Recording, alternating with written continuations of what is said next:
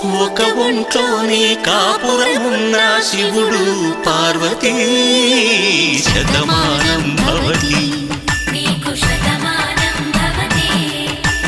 తనువులు రెండు తామొకటైన సీతారాములకి శతమానం భవతి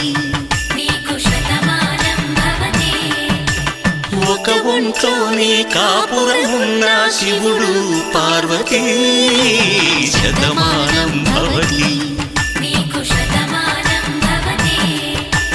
తనువులు రెండు తామొకటైన సీతారాములకి శతమానం